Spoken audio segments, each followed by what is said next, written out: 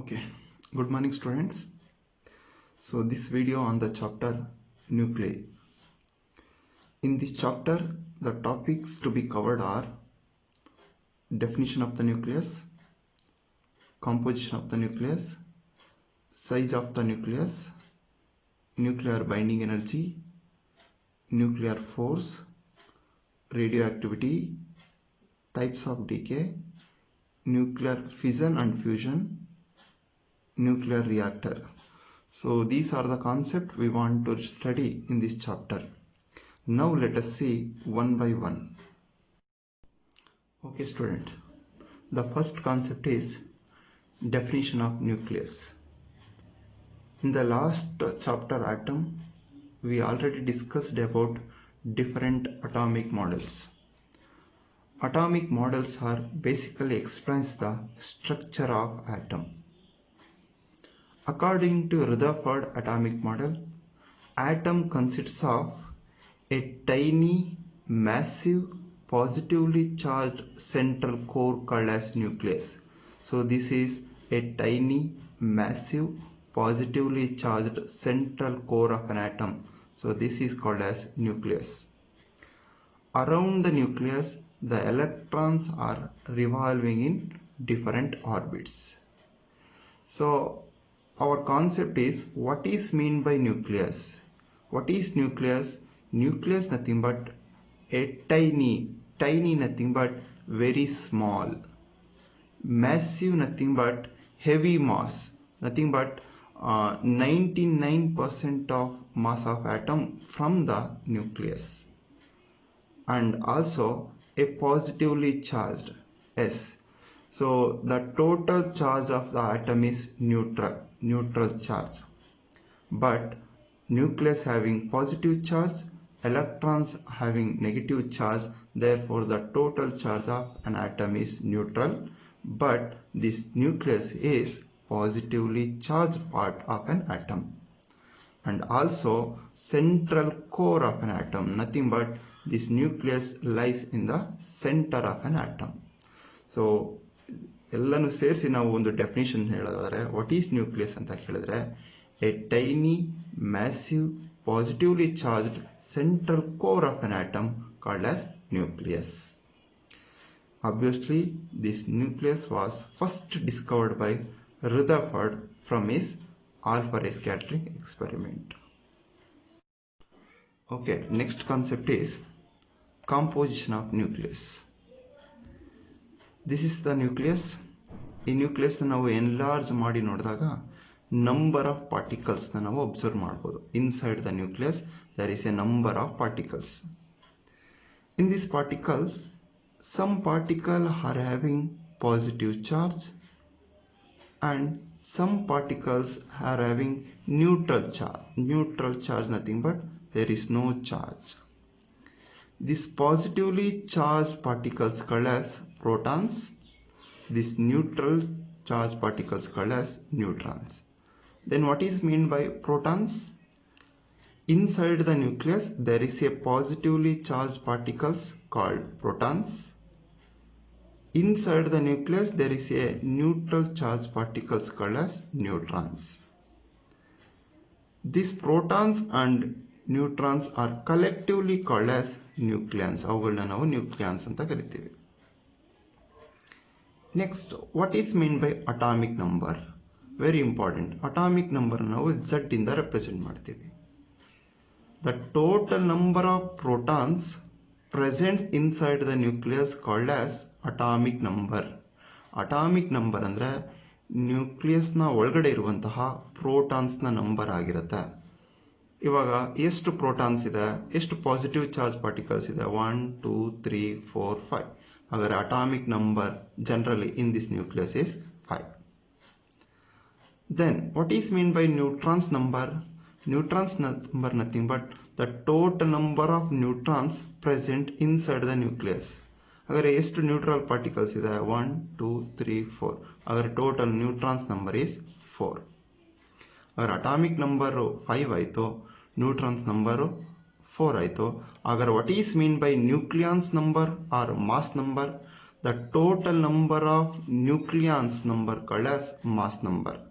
ಹಾಗಾದ್ರೆ ಎಷ್ಟಾಯ್ತು? ಪ್ರೋಟಾನ್ಸ್ 5 ಇದೆ, ನ್ಯೂಟ್ರಾನ್ಸ್ 4 ಇದೆ, ಹಾಗಾದ್ರೆ ಮಾಸ್ ನಂಬರ್ ಎಷ್ಟಾಯ್ತು? 9 ಆಯ್ತು. ಗೊತ್ತಾಗುತ್ತಾ?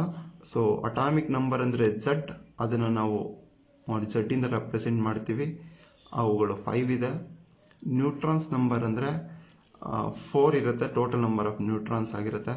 ಮಾಸ್ ನಂಬರ್ ಆದರೆ ಈ ಪ್ರೋಟಾನ್ಸ್ ಮತ್ತೆ ನ್ಯೂಟ್ರಾನ್ಸ್ ನ ಸೇರಿಸಿ ಹೇಳುವಂಥದ್ದು ಮಾಸ್ ನಂಬರ್ ಆಗಿರುತ್ತೆ. ಸೊ ಇದ್ರ ಮೇಲೆ ಬೇರೆ ಬೇರೆ ಎಕ್ಸಾಂಪಲ್ಸ್ಗಳಿರುತ್ತೆ, ಅವುಗಳನ್ನ ನಾವು ಸಾಲ್ವ್ ಮಾಡ್ತಾ ಹೋಗುವ.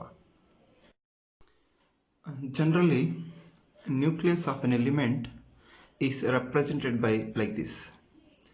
So here X nothing but chemical symbol of nucleus of an atom. So chemical symbol na adu representation ಮಾಡುತ್ತೆ. A nothing but that represent mass number. Z nothing but atomic number. Z atomic number na represent ಮಾಡುತ್ತೆ. ಅದೇ ರೀತಿ ನಮಗೆ neutrons number ಬೇಕು ಅಂದ್ರೆ mass number ಇಂದ atomic number ನ minus ಮಾಡ್ಕೊಳ್ಬೇಕಾಗುತ್ತೆ. A minus Z represents neutrons number. This is the general representation of nucleus of an element. ಇದನ್ನ ನೀವು ತುಂಬಾ ಚೆನ್ನಾಗಿ ತಿಳ್ಕೊಂಡಿರ್ಬೇಕಾಗತ್ತೆ. ಇದ್ರ ಮೇಲೆ ನಿಮ್ಗೆ 2 ಮಾರ್ಕ್ಸ್ಗೆ ಪ್ರಾಬ್ಲಮ್ಸ್ ನ ಕೇಳುವಂತಹ ಚಾನ್ಸಸ್ ಇರುತ್ತೆ. ನೋಡಿ, ಇವಾಗ ಒಂದು ಪ್ರಾಬ್ಲಮ್ ಕೊಟ್ಟಿದ್ದಾರೆ, examination problem. Write the protons number, neutrons number and mass number of the nucleus. Gold nucleus ನ ಕೊಟ್ಟಿದ್ದಾರೆ, 79 ಮತ್ತೆ 197. ಇದರಲ್ಲಿ ನಾವು ಅಟಾಮಿಕ್ ನಂಬರ್ ಎಷ್ಟು, ಮಾಸ್ ನಂಬರ್ ಎಷ್ಟು ಮತ್ತೆ ಪ್ರೋಟಾನ್ಸ್ ನಂಬರ್ ಎಷ್ಟು ಅನ್ನೋದನ್ನ ನಾವಿಲ್ಲಿ ರೆಪ್ರೆಸೆಂಟೇಷನ್ ಮಾಡಬೇಕಾಗತ್ತೆ. ಅದನ್ನ ಬರೆಯಕ್ಕೆ ಇದನ್ನ ನಾವು ಜನರಲ್ ಎಕ್ಸ್ಪ್ರೆಷನ್ಗೆ ರಿಲೇಟೆಡ್ ಮಾಡುವ. So generally nucleus of N element is represented by X, that is A, Z. This is the general representation. Here X nothing but chemical symbol of an element, that is AU. Chemical symbol na gold na nucleus ಇಲ್ಲಿ ಕೊಟ್ಟಿದ್ದಾರೆ. ಅದೇ ರೀತಿ mass number A ಅಂದ್ರೆ mass number ಎಷ್ಟಿದೆ? A ಬದಲು 197. 197 is the mass number of gold nucleus. ಅದೇ ರೀತಿ Z ಅಂದ್ರೆ ಅಟಾಮಿಕ್ ನಂಬರ್. ಅಟಾಮಿಕ್ ನಂಬರ್ ಅಂದ್ರೆ ಎಷ್ಟಿದೆ? 79 is the atomic number. So ನಮ್ಗೆ ಇವಾಗ ನ್ಯೂಟ್ರಾನ್ಸ್ ನಂಬರ್ ಬೇಕು. Neutrons number nothing but A minus Z. ಹಾಗಾದ್ರೆ A minus Z ನ ಮಾಡಿ. A minus Z ಅಂದ್ರೆ 7ರಲ್ಲಿ 9 ಹೋದ್ರೆ ಅಂದ್ರೆ 17ನಲ್ಲಿ 9 ಹೋದ್ರೆ 8. This is 11. ಹಾಗಾದ್ರೆ total number of ನ್ಯೂಕ್ಲಿಯನ್ಸ್ number is 118. ಈ ತರ ಎಕ್ಸಾಂಪಲ್ಸ್ ನ ತಕೊಂಡು ನೀವು ವರ್ಕ್ ಮಾಡಬೇಕಾಗತ್ತೆ. ಇವಾಗ ನೀವೇ ಇನ್ನೊಂದನ್ನ ವರ್ಕ್ ಮಾಡಿ, ಹಾಗೆ ಎಕ್ಸಾಂಪಲ್ ಕೊಟ್ಟಿರ್ತೀನಿ. So that is Fe2656. ಇದೊಂದು ಎಕ್ಸಾಂಪಲ್ ನ ನೀವು ತಕೊಂಡು ಸೊ ನೀವು ವರ್ಕೌಟ್ ಮಾಡಿ. ಅಟಾಮಿಕ್ ನಂಬರ್ ಎಷ್ಟು? This is atomic number, mass number. ಅದೇ ರೀತಿ ನ್ಯೂಟ್ರಾನ್ಸ್ ನಂಬರ್ ಎಷ್ಟು ಬರುತ್ತೆ ಅಂತ ನೀವು ವರ್ಕ್ ಮಾಡಿ. Next one is atomic mass unit or AMU. ಅದನ್ನು ನಾವು ಸ್ಮಾಲ್ u ಇಂದ ರೆಪ್ರೆಸೆಂಟೇಷನ್ ಮಾಡ್ತಾ ಹೋಗ್ತೀವಿ. What is AMU? AMU ಏನಕ್ಕೆ ಬೇಕು? ಸೊ ನಮ್ಮ ಫಸ್ಟ್ ಇಯರ್ ಅಲ್ಲಿ ಡಿಸ್ಕಸ್ ಮಾಡಿದ್ದೀವಿ. What is the SI unit of mass ಅಂತ ಬಂದಾಗ kg ಅಂತ ಹೇಳ್ತಾ ಹೋಗ್ತೀವಿ. ಅಂದ್ರೆ ಮಾಸ್ನ ನಾವು kg ಇಂದ ರೆಪ್ರೆಸೆಂಟೇಷನ್ ಮಾಡ್ತಾ ಹೋಗ್ತೀವಿ. ನಾವಿಲ್ಲಿ ಯೂನಿಟ್ಗಳನ್ನ ಯಾವ ಬೇಸಿಸ್ ಮೇಲೆ ಮಾಡ್ತಾ ಹೋಗ್ತೀವಿ ಅಂದ್ರೆ ಯಾವ ಕ್ವಾಂಟಿಟಿನ ಮೆಜರ್ ಮಾಡ್ತಾ ಇದೀವಿ ಅನ್ನೋ ಬೇಸಿಸ್ ಮೇಲೆ ಯೂನಿಟ್ ನ ಹೇಳ್ಬೇಕಾಗತ್ತೆ.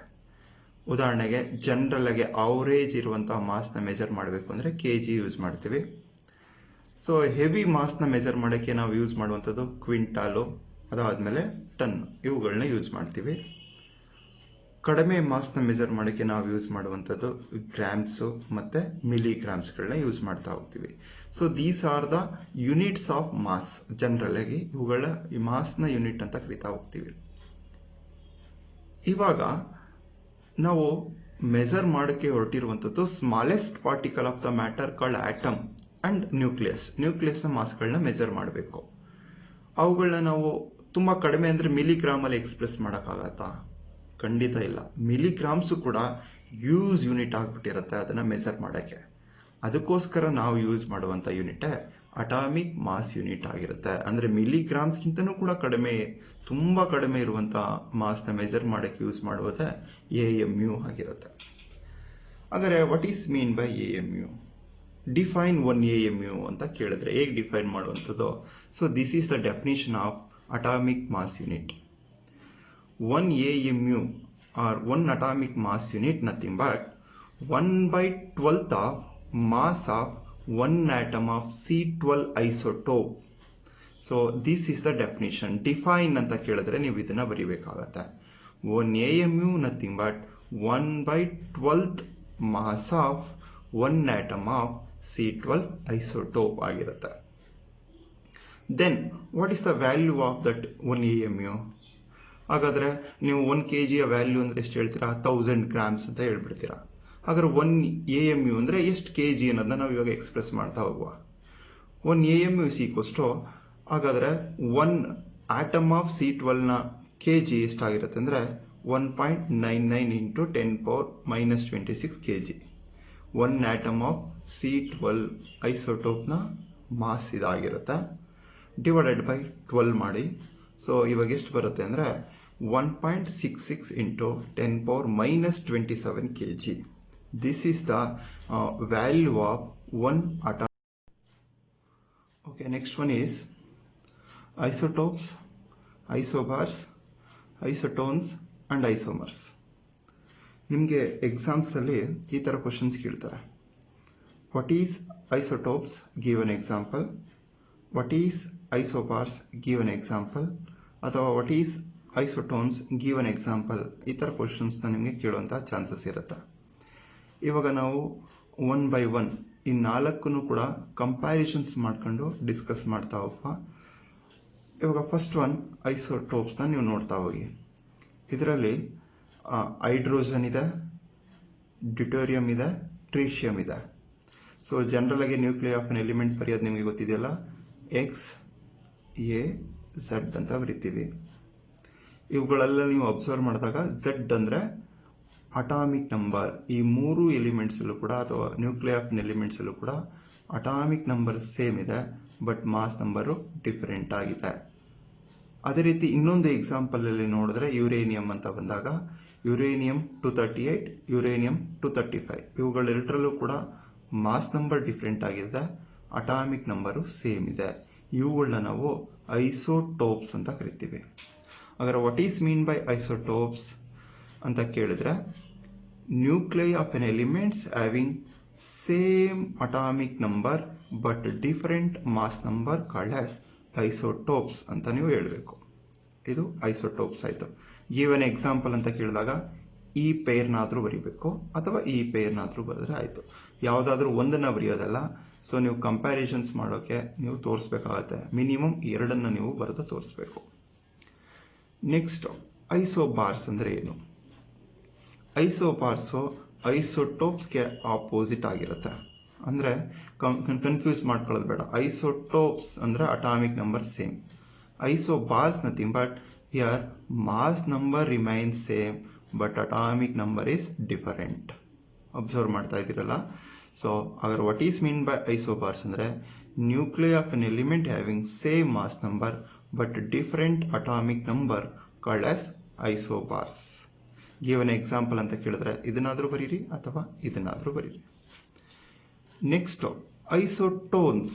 Tones nothing but neutrons. Neutrons ಅನ್ನೋದು ಬರ್ತಿದೆ ಅಂದ್ರೆ ನ್ಯೂಟ್ರಾನ್ಸ್ ನಂಬರ್ ರಿಮೈನ್ಸ್ ಸೇಮ್ ಅನ್ನೋದು. ಹಾಗೆ ಅರ್ಥ ಮಾಡ್ಕೊಳ್ಬೇಕು, ವರ್ಡ್ಸ್ ಅಲ್ಲೇ ನೀವು ತಿಳ್ಕೊಬಿಡ್ಬೇಕು. ಐಸೋಟೋಪ್ಸ್ ಅಂದ್ರೆ ಅಟಾಮಿಕ್ ನಂಬರ್ ರಿಮೈನ್ಸ್ ಸೇಮ್, ಐಸೋಬಾರ್ಸ್ ಅಂದ್ರೆ ಮಾಸ್ ನಂಬರ್ ರಿಮೈನ್ಸ್ ಸೇಮ್, ಐಸೋಟೋನ್ಸ್ ಅಂದ್ರೆ ನ್ಯೂಟ್ರಾನ್ಸ್ ನಂಬರ್ ರಿಮೈನ್ಸ್ ಸೇಮ್. ಇಲ್ಲಿ ಅಬ್ಸರ್ವ್ ಮಾಡಿ, ಬೇರೆ ಬೇರೆ ಅಟಾಮಿಕ್ ನಂಬರ್, ಬೇರೆ ಬೇರೆ ಮಾಸ್ ನಂಬರ್ ಇದೆ, ಬಟ್ ನ್ಯೂಟ್ರಾನ್ಸ್ ನಂಬರ್ ನೋಡ್ತಾ ಹೋಗುವ. 3 - 1 2, 4 - 1 2. ಹಾಗಾದ್ರೆ ಇದರಲ್ಲೂ ಕೂಡ ಅಷ್ಟೇ 16 - 8 ಅಥವಾ 14 - 6 ಅಂದ್ರೆ 8. ಅಂದ್ರೆ neutrons number remains same but atomic number and mass number is different. So what is isotones ಅಂತ ಕೇಳಿದ್ರೆ, nuclei of an element having same neutrons number but different atomic number and mass number called as isotones ಆಗಿರುತ್ತೆ. Next isomers. Isomers ಅಂದ್ರೆ ಇಲ್ಲಿ ನೋಡ್ತಾ ಇರ್ಬೋದು, ನಿಕ್ಕಲ್ನ ತಗೊಂಡಿದ್ದೀವಿ, ನಿಕ್ಕಲ್ನ mass number ಎಷ್ಟಾಗಿದೆ 60 ಇದೆ, ಅಟಾಮಿಕ್ ನಂಬರ್ 28. ಇಲ್ಲೂ ಕೂಡ ಅಷ್ಟೇ, ನಿಕ್ಕಲ್ ಮಾಸ್ ನಂಬರ್ ಮತ್ತು ಅಟಾಮಿಕ್ ನಂಬರು ಸೇಮ್ ಇದೆ. ಅಂದರೆ atomic number same, mass number same, ಮತ್ತು ನ್ಯೂಟ್ರಾನ್ಸ್ ನಂಬರು ಸೇಮ್ ಇರುತ್ತೆ. ಬಟ್ ಎನರ್ಜಿ ಸ್ಟೇಟ್ಗಳು ಬೇರೆ ಬೇರೆ ಇರುತ್ತೆ. This represent star nothing but excited state, this is ground state. So ಈ ಥರದವನ್ನ ನಾವು ಐಸೋಮರ್ಸ್ ಅಂತ ಕರಿತೀವಿ. ಹಾಗಾದ್ರೆ what is mean by isomers? Nuclear of an element having same mass number, same atomic number, but different energy states, ಅವುಗಳನ್ನ ನಾವೆಂತ ಕರಿತೀವಿ? Isomers ಅಂತ ಕರಿತಾ ಹೋಗ್ತೀವಿ. ಸೊ ಇದಿಷ್ಟನ್ನು ಕೂಡ ಫಸ್ಟ್ ಕ್ಲಾಸಲ್ಲಿ ಡಿಸ್ಕಸ್ ಮಾಡಿದ್ದೀವಿ. ಸೊ ನೆಕ್ಸ್ಟ್ ಕ್ಲಾಸಲ್ಲಿ ಉಳಿದಂಥ ಕಾನ್ಸೆಪ್ಟ್ನ ಡಿಸ್ಕಸ್ ಮಾಡ್ತಾ ಹೋಗುವ.